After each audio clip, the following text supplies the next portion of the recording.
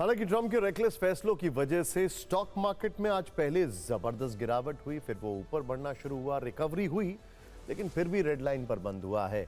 कल देखते हैं क्या होगा। अब आपको भारत पर ट्रंप के टैरिफ लगाने की एक और बड़ी वजह बताते हैं।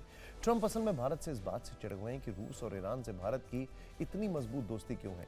ट्रंप की चिढ़ उनकी एक पोस्ट में साफ दिखाई दे रही है। उन्होंने रूस और भारत की इकोनॉमी को डेड इकोनॉमी कहा है। ट्रंप की खींच ये है कि भारत अमेरिका के प्रतिबंधों की परवाह न करते हुए रूस से तेल क्यों खरीद रहा है। भारत की कंपनियां ईरान के साथ कारोबार क्यों कर रही हैं। ट्रंप प्रशासन ने तो बाकायदा ईरानी पेट्रोकेमिकल व्यापार से जुड़ी 6 भारतीय कंपनियों पर भी प्रतिबंध लगा दिए हैं। इनमें मुंबई, सूरत, गुजरात की कंपनियां शामिल हैं। अमेरिकी विदेश विभाग के मुताबिक ये कंपनियां जनवरी 2024 से जनवरी 2025 के बीच ईरानी उत्पाद खरीदती रहीं, जो कथित तौर पर अमेरिका का उल्लंघन है और अमेरिका के प्रतिबंधों का उल्लंघन है।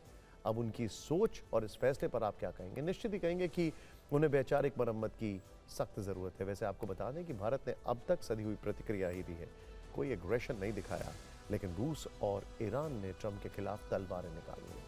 ट्रंप ने रूस भारत की अर्थव्यवस्था को डेड इकोनॉमी कहा था। इस पर पुतिन के करीबी दिमित्री मेदवेदेव ने ट्रंप का मजाक उड़ाया।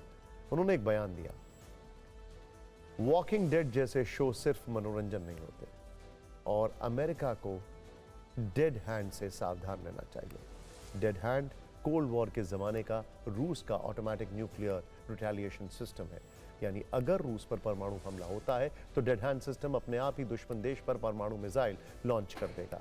यानी मेदवेदेव ने इसी बहाने ट्रंप को परमाणु चेतावनी भी दे डाली, जबकि ईरान ने इस मुद्दे पर बयान देते हुए ट्रंप को जबरदस्त घेरा है। संप्रभु देशों पर ऐसे प्रतिबंध अमेरिकी दबाव नीति का हिस्सा है, जिसका मकसद स्वतंत्र देशों की तरक्की को रोकना है। ईरान और भारत जैसे देशों पर यह दबाव निंदनीय है।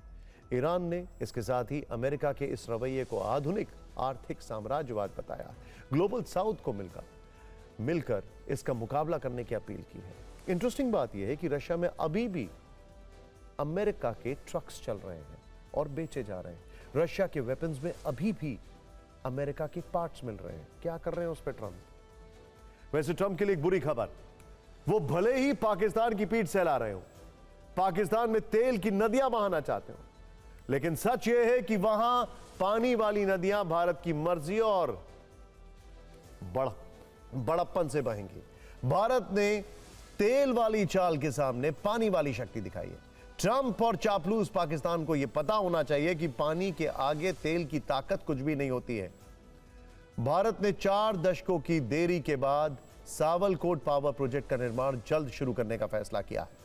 भारत सरकार ने जम्मू कश्मीर के रामबन में चिनाब नदी पर इस हाइड्रो पावर प्रोजेक्ट के लिए इंटरनेशनल टेंडर मंगाए।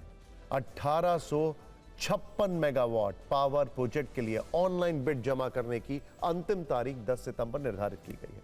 पाकिस्तान की आपत्तियों की वजह से सावलकोट पावर प्रोजेक्ट को दशकों की देरी का सामना करना पड़ा। सिंधु जल संधि निलंबित करने के बाद इस रुके हुए प्रोजेक्ट को शुरू करने से पाकिस्तान काफी परेशान होने वाला है। एक्सपर्ट्स का कहना है कि पाकिस्तान की ओर बहने वाले पानी को रोकने के लिए हमें जल भंडारण क्षमता बढ़ाने की जरूरत है। कहा जा रहा है कि सावलकोट परियोजना पूरी होने के बाद भारत सिंधु नदी के पानी का बेहतर इस्तेमाल कर सकेगा। यह प्रोजेक्ट कैसे पाकिस्तान के लिए परेशानी बढ़ाने वाला है, इस पर हमने एक रील तैयार की है।